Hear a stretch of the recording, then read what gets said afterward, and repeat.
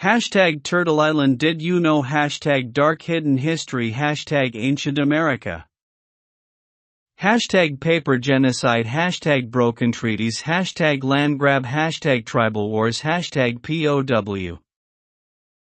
As the year 1775 draws to a close, the American colonies are in a state of active rebellion. The colonies have finally formed a confederation. Their delegates, meeting in Philadelphia as the Second Continental Congress, continue to deny any intention of separating from the English connection, although their expressions of loyalty to George III lack conviction. While offering their olive branch petition, they are busy organizing a defense of their liberties on the field of battle. They have chosen General George Washington to lead their armed forces, and he has taken command in the field, where the colonials are besieging Boston. Elsewhere, Colonel Ethan Allen has captured Fort Ticonderoga, General Richard Montgomery has taken Montreal and joined forces with Colonel Benedict Arnold, who has completed an arduous march through the Maine wilderness to the plain before Quebec. Throughout the colonies, sides are being taken and British intransigence is breeding American Revolution. The editor of Pennsylvania Magazine, Thomas Paine, is preparing for publication early in 1776 a pamphlet, Common Sense, to persuade the hesitant. Everything that is right or reasonable pleads for separation. Our present numbers are sufficient to repel the force of all the world. How has it happened that the far-flung, disunited, hitherto incompatible settlers in America, who came to these shores for a variety of reasons and who still cherish the traditions of their English homeland, have reached this mood of no return? Thinking face even of Franklin or Jefferson could not have foretold this climax to a history of a century and a half of settlement, this unanticipated birth of a new nation. Europeans were relative latecomers to the New World. When Christopher Columbus, a navigator for Spain, reached the Caribbean island of San Salvador on October 12, 1492, the Indians, having migrated from Asia at least 20,000 years earlier, were well settled in the Western Hemisphere. They used the land in great numbers and in varying degrees of cultural achievement. Two highly developed and thickly populated areas were the Valley of Mexico, where the Aztec civilization was centered, and the central Andean area held by the Incas. But north of the Caribbean Sea and of Mexico there were no highly civilized or populous Indian communities or rich resources in gold or silver to attract conquest by Europeans. A series of exploratory seafaring expeditions probed the North American coast. John Cabot, sailing for the English in 1497, was the first. But he and the navigators in the French service who followed in the 16th century, Giovanni de Verrazzano and Jacques Cartier, failed to establish settlements. Contact with North America was maintained by seasonal fishermen and by explorers who sporadically traded for fur with the Indians, the French, and the St. Lawrence River, where Samuel de Champlain founded the trading post of Quebec in 1608, Henry Hudson sailing the Hudson River for the Dutch in 1609, the Dutch on the Delaware River in 1623 and the Connecticut River 10 years later, and the Swedes on the Delaware after 1638. Spain was more energetic and intensive in the incorporation of new regions and new peoples within its vast domains from California to Florida to the Straits of Magellan, but only at isolated posts, such as Santa Fe and St. Augustine and Monterey, did Spain organize stable settlements north of Mexico. England participated only modestly in this 16th century expansion toward America. Sir Humphrey Gilbert was authorized by Queen Elizabeth to discover and colonize in unclaimed regions of North America. In 1578 and again in 1583 he led expeditions to the American coast, but he failed to colonize, and his exploits only furnished incentive to others. His half-brother, Sir Walter Raleigh, under a charter of 1584, sent expeditions that named the Virginia coast in honor of the Queen, and put a colony on Roanoke Island in 1585 to 1586, and another in 1587, but none endured until the lure of wealth in America attracted the support of merchants. A new way to employ private funds, the joint stock company, enabled Englishmen, through the combined contributions of many investors, to engage in successful overseas enterprise. Of two such companies chartered in 1606, the Virginia Company of Plymouth and the Virginia Company of London, the latter, usually called the London Company, founded the first successful English colony at Jamestown in 1607. Failing in their attempt to find gold or silver, and staving off starvation under John Smith's leadership, by 1612 these Virginians began to cultivate a species of tobacco from the West Indies that soon became their major source of income. In order to make colonization attractive, the London Company offered grants of land and brought in craftsmen to broaden the economy. Under the terms of the charter, colonists were assured of the rights of English law, and in 1619 the company initiated a plan of administration that resulted in the first elected colonial assembly, the House of Burgesses. This remained even after James I revoked the company's charter in 1624 and made Virginia a royal colony. The Virginia Company of Plymouth, the Plymouth Company, founded a short-lived colony in 1607 to 1608 in Maine, and in 1620 a new company was chartered as the Council for New England under a former member of the Plymouth Company, Sir Ferdinando Gorges. Meanwhile, also in 1620, another group of settlers actually left Plymouth, England, in the Mayflower, landed at Cape Cod, and late in December began a settlement they named Plymouth. This group, known historically as the Pilgrims, had been given permission to settle on the territory of the London Company, but the area where they landed was outside the jurisdiction of that company, so they created their own local government in the Mayflower Compact, and they succeeded in maintaining their Plymouth colony until it was merged with the neighboring Massachusetts Bay Colony in 1691. Their courageous survival taught Englishmen that colonization was possible in New England. A larger colonial venture emerged in the form of the Massachusetts Bay Company, under patent from the Council for New England and chartered by Charles I in 1629. Its stockholders transferred the company to Massachusetts, where many thousands of Puritans followed the freemen of the company, annually elected officers and representatives, called the General Court, to govern the company and the colony. Massachusetts gave rise to other colonies. Roger Williams led a dissident group to Rhode Island in 1636, and this group was granted a charter in 1644 as the Colony of Providence Plantations. Thomas Hooker led a group to the Connecticut Valley in 1636 to form a government under their fundamental orders, and this group was given a royal charter in 1662. Another offshoot from Massachusetts was the colony of New Hampshire, which received a royal charter in 1679. All the northern colonies were peopled mainly by Puritans who sought governments that would ensure obedience to God and that derived its authority from the people. They believed His was better done in New England than amidst the corruption of Old England. While they directed public policy to fulfill the Scriptures, they also sought to improve their lives economically. Without mineral wealth or any single commodity comparable to Virginia's tobacco, New Englanders harvested the land and the sea. They planted corn and wheat, tended cattle, and produced lumber. They fished, constructed ships, and sailed them in Atlantic and Caribbean commerce.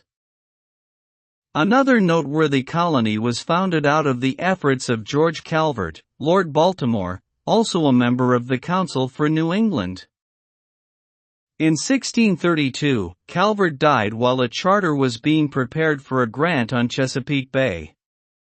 His son Cecilius was given the sea, and the resulting colony, to be governed by the Calvert family, was called Marylank. The Calverts were Catholic, and from its settlement in 1634 Maryland became a religious refuge for other Catholics. The Maryland Toleration Act of 1649, passed in the Colonial Assembly, established freedom of worship for all Christians, Catholic or Protestant, who believed in the Trinity. Tobacco culture suited this Chesapeake Bay colony just as it did the adjacent Virginia colony. In these secant liberties into the mid-17th century, the English monarchs not only permitted significant liberties in terms of self-government and religious practices, but also in terms of economic organization. By 1650, however, England, in response to contemporary economic doctrines, accepted the premise of mercantilism, that the state should dominate and prevail over private or colonial interests. In a series of navigation acts, England, under Cromwell, tried to prevent its rival, Holland, from engaging in trade with English colonies. Under Charles II, new navigation acts were passed to limit colonial trade to ships built in England or in the colonies, and manned by Englishmen or colonials, and to deter the colonies from importing goods from outside England, and to prevent specific, enumerated, colonial products cotton, dyewood, ginger, indigo, sugar, and tobacco from being exported anywhere except to England or other English colonies. Items were continually added to the list: rice, naval stores, furs, wood, molasses, and hats, as England sought to bring trade benefits to the mother country and to increase tax revenues from duties collected in England. But the policy was difficult to enforce, because of the great distance to America, the activities of competing nations such as Holland, and the attitudes of the colonists, who were in no way benefited by mercantilist laws. Economic control became even more difficult as a number of other proprietors, such as the Calverts of Maryland, were granted charters by the Crown. In 1663, a royal charter was issued to 8 influential Englishmen to develop the Carolinas, a vast region south of Virginia. Tobacco cultivation and small farming created a prosperous colony on Albemarle Sound, while another concentration of settlers grew within a decade near Charlestown, called Charleston after 1783. Rice and other products grew well here, and Charlestown served a large backcountry and grew to be the only large city in the South. In 1729, proprietary control failed and royal governments were established in the colonies of North Carolina and South Carolina. Charles I gave a charter to his brother, James, Duke of York, who proposed to seize a colony that had been established by the Dutch on the Hudson River. From the port of New Amsterdam at its mouth, the Dutch settlers had profited from trade with English colonials, but Robert Nichols seized New Amsterdam for the Duke of York in 1664, and the name of the city and the colony was changed to New York.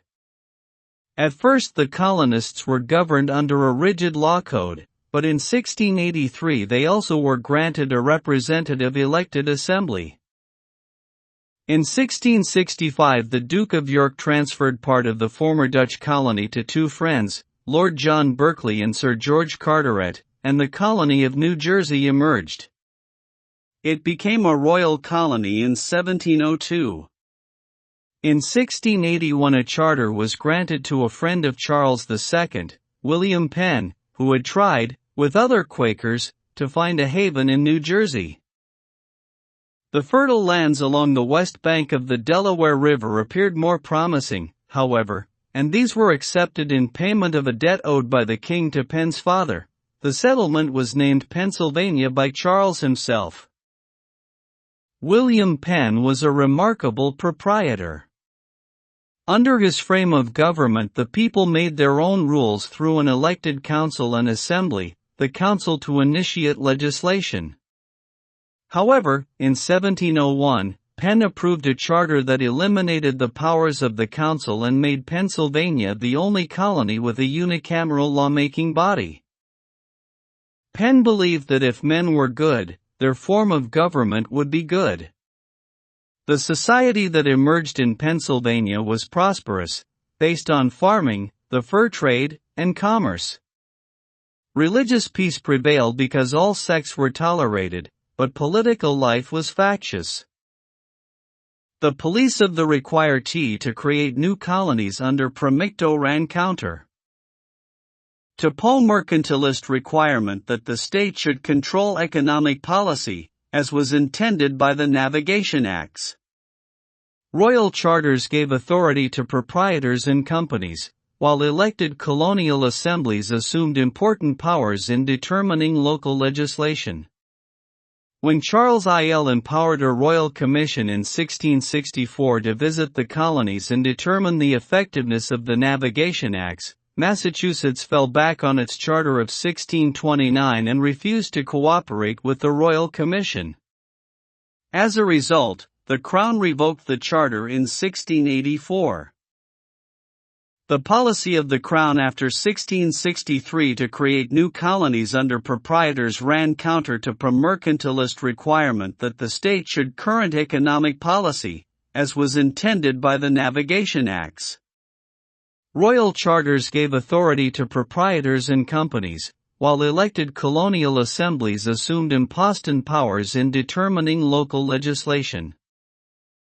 When Charles I.L. empowered a royal commission in 1664 to visit the colonies and determine the effectiveness of the Navigation Acts, Massachusetts fell back on its charter of 1629 and refused to cooperate with the Royal Commission.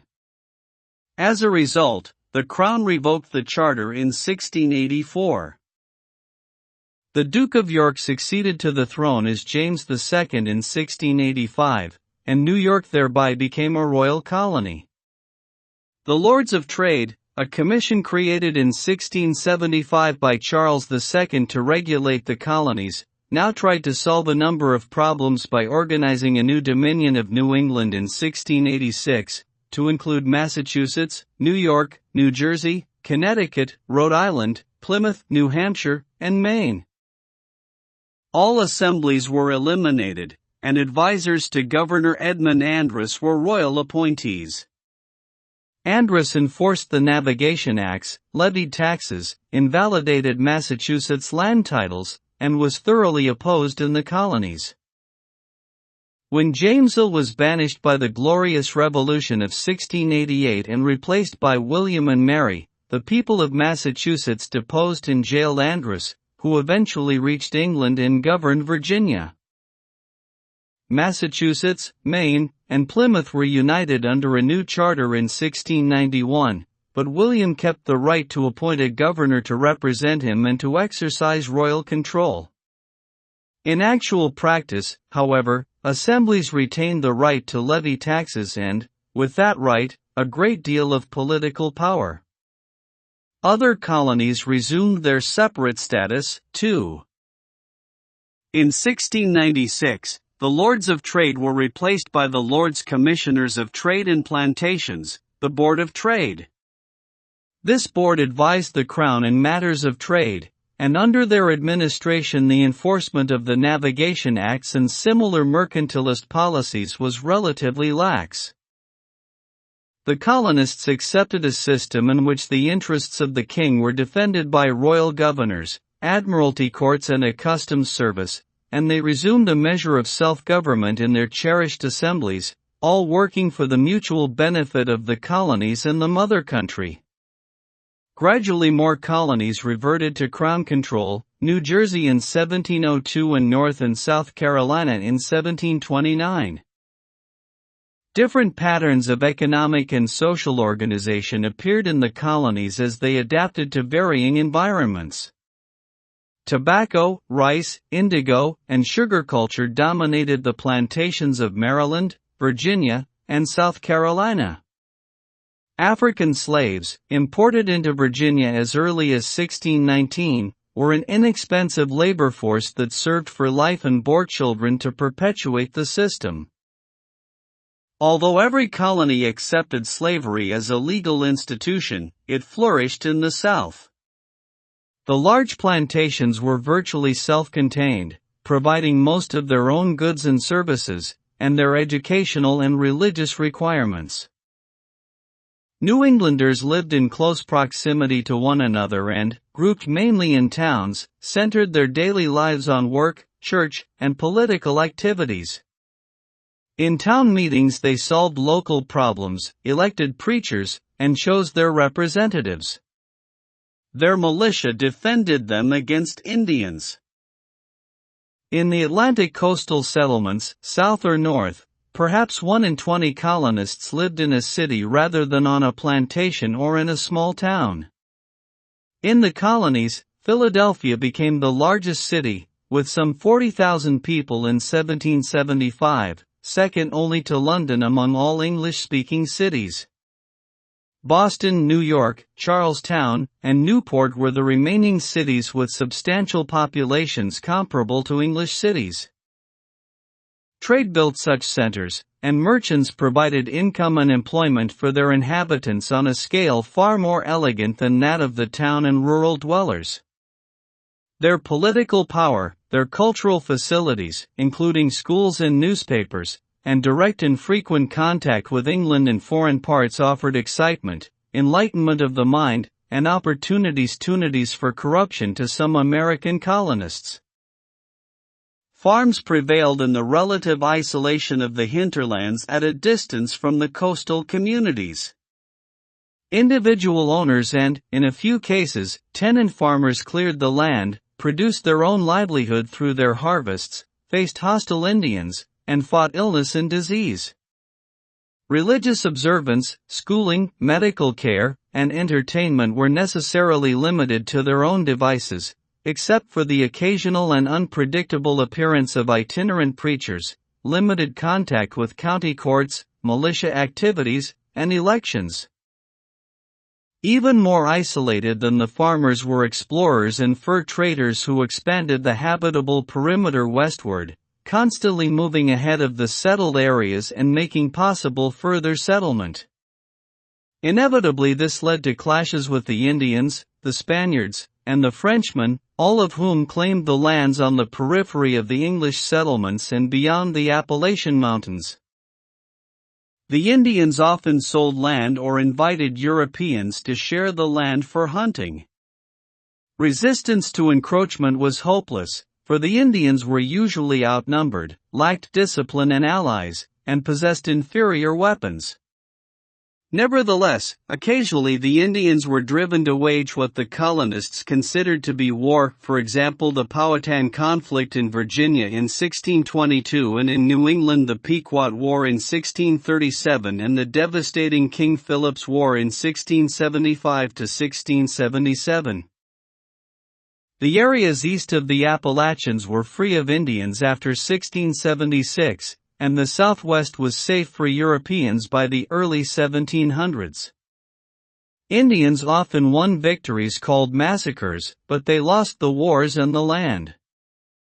Indians with European allies represented a more formidable opponent, particularly in the Trans-Appalachian regions, where France had proven claims before 1700. Each of the nearly continuous European wars between England and France had its counterpart colonial conflict. The War of the League of Augsburg, 1689 to 1697, was called King William's War in America. The War of the Spanish Succession, 1702 to 1713, became Queen Anne's War.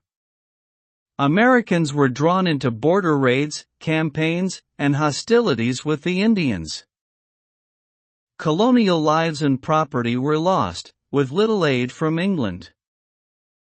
Iway, Threatferman and his grand allies hate at Ohageniza Isle of the last. 20 others as trustees for 21 years, after which the colony would revert to royal control. Its purpose was twofold, to defend the area against Spain, and to provide English paupers, debtors, and the indigent unemployed a haven for rehabilitation. With land, tools, supplies, and the exhortation of missionary preachers such as John Wesley, the colony got underway. During the War of Jenkins' Ear, 1739 to 1742, between England and Spain, Georgia proved its value as a buffer to Spanish activity on the southern flank of the colonies. Another European conflict, the War of the Austrian Succession, 1740 to 1748, called King George's War in America, resulted in a French invasion of Nova Scotia. This prompted New England colonists to seize Louisbourg on Cape Breton Island in 1745. Their victory was cancelled by the Treaty of Aix-la-Chapelle between England and France, but it taught some colonists that it might be wise to take a more active role in their own self-defense. A meeting was organized at Albany, New York, by the Board of Trade in 1754, attended by delegates from Massachusetts, Pennsylvania, New Hampshire, Connecticut, Rhode Island, Maryland, and New York. Benjamin Franklin, journeying from Philadelphia, proposed a colonial union to deal with Indian matters, giving the colonists the power of taxation to support their activities for their general welfare. But this Albany plan was met with indifference by both the Crown and all the colonial assemblies, except that of Massachusetts. England feared intercolonial union, and the colonists themselves were not ready to unite. While the Albany Congress was in session, the colony of Virginia sent Colonel George Washington to the Ohio country, to drive the French out of Fort Duquesne, the present site of Pittsburgh. He was unsuccessful, but the Virginians still believed that their charter extended to the western lands which the French held on the far side of the Appalachian Range. England supported Virginia in this effort, and sent General Edward Braddock with troops in 1755. Washington, who served as aide to Braddock, was present at his defeat and death near Fort Duquesne. That same year the French in the north defeated English expeditions at Crown Point and Fort Niagara. Most Indian tribes decided to ally themselves with the victorious French. At this point, England initiated a great war to extend English power around the world. In America, this conflict was called the French and Indian War, 1755 to 1770.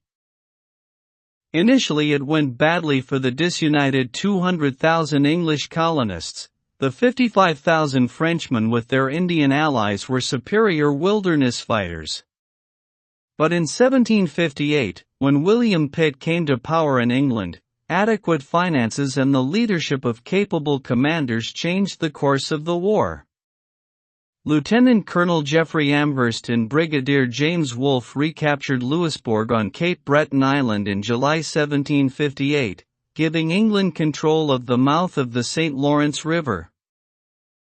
Fort Frontenac, guarding the other end of the river, the present site of Kingston, Ontario, fell to Lieutenant Colonel John Bradstreet in August, severing French ties with the Mississippi Valley and allowing John Forbes to capture Fort Duquesne in November.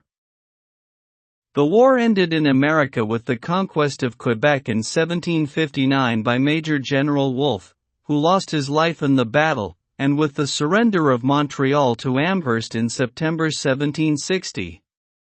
All of Canada thus fell to England.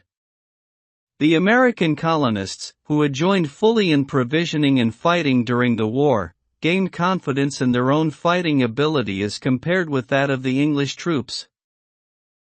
In 1763, English troops stationed in America were confronted by a widespread Indian uprising led by Pontiac, an Ottawa leader, who had united several tribes in the Northwest.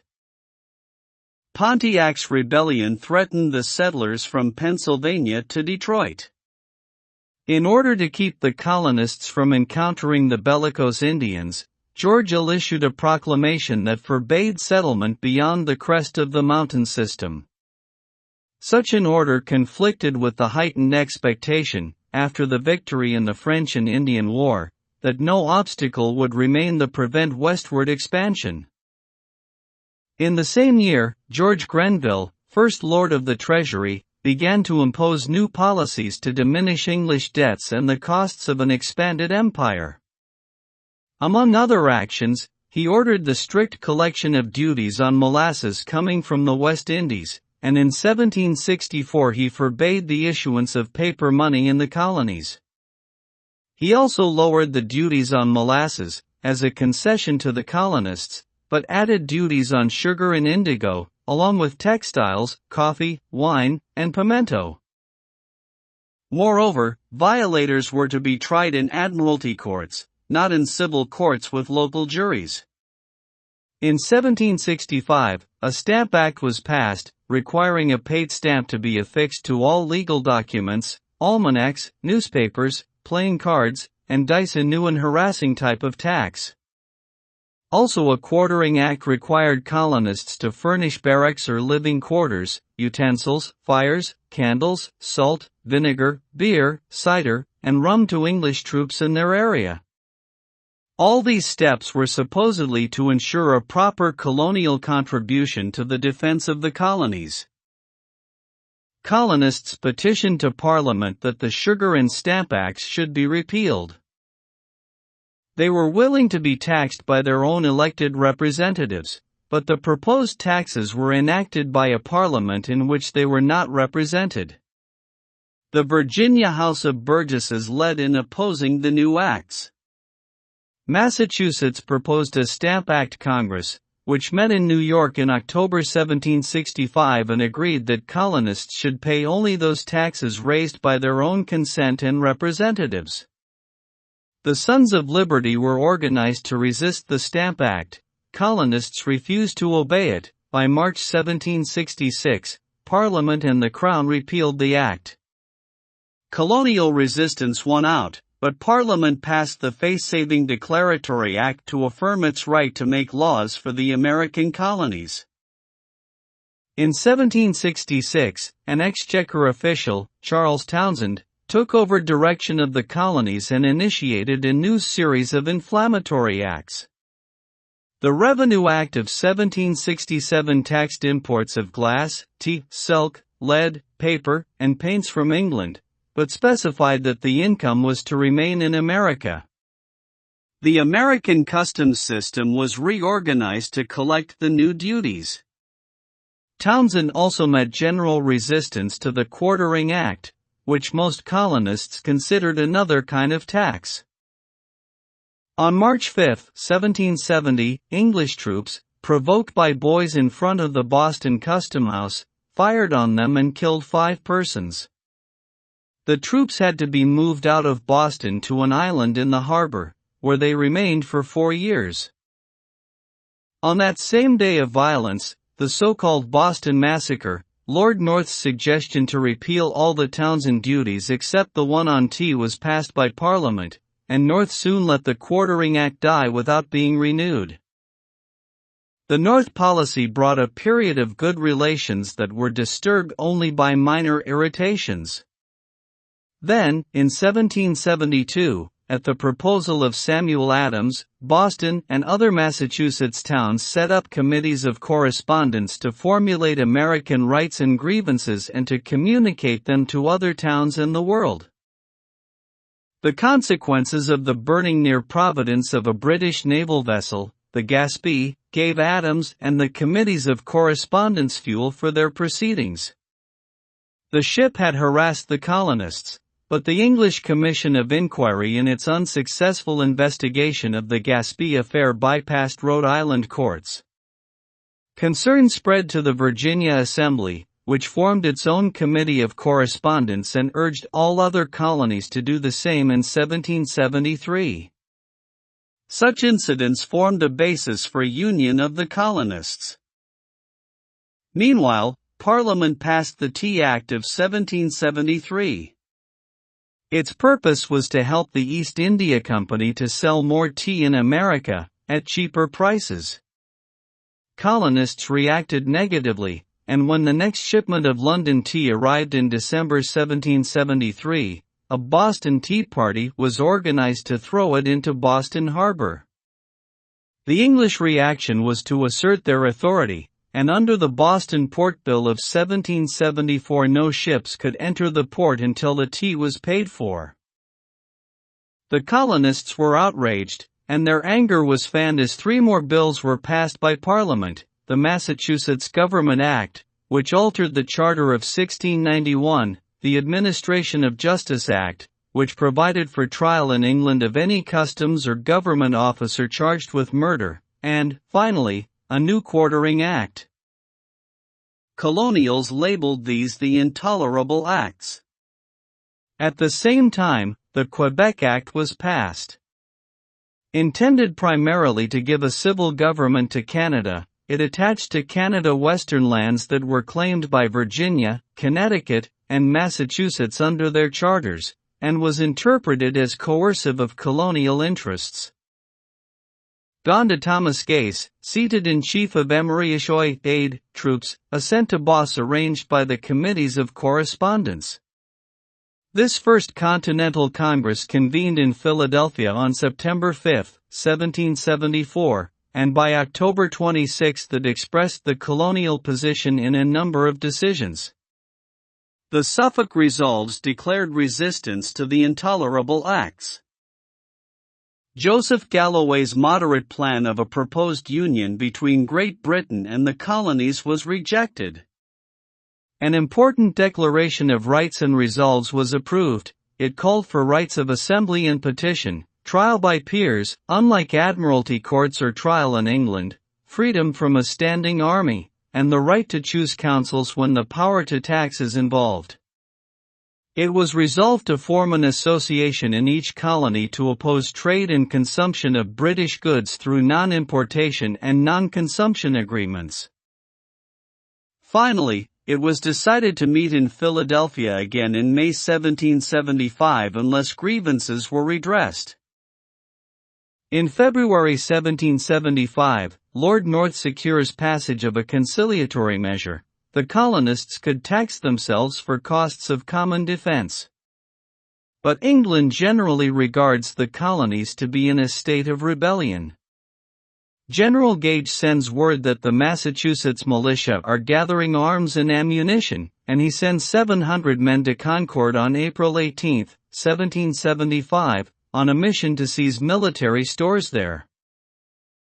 Paul Revere, William Dawes, and Samuel Prescott ride out to warn the countryside that the British are coming.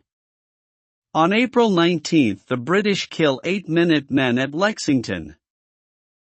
Militiamen fire on the British troops on their way back to Boston. The city is brought under a siege by a force that grew to 16,000 militiamen. American assemblies begin to arm for a general war. By the time the Second Continental Congress gathers at Philadelphia on May 10, 1775, the delegates are committed to common action.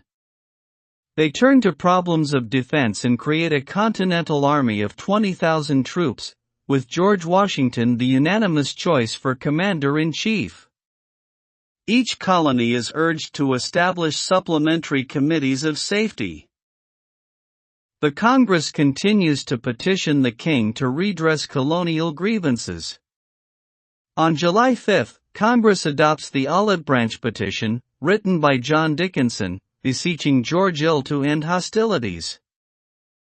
The next day they adopt a declaration of the causes and necessities of taking up arms, by Dickinson and Thomas Jefferson, which does not demand independence, but claims that the colony's cause is just and their union perfect.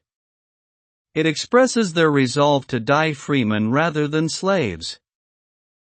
This Congress sets the course of military action. Already, at Boston, on June 17, 1775, the British have won a hard-fought battle at Breed's Hill, later called Bunker Hill. It was a battle that showed how well the colonials could fight. In September, Congress sets up a committee to plan naval operations as well.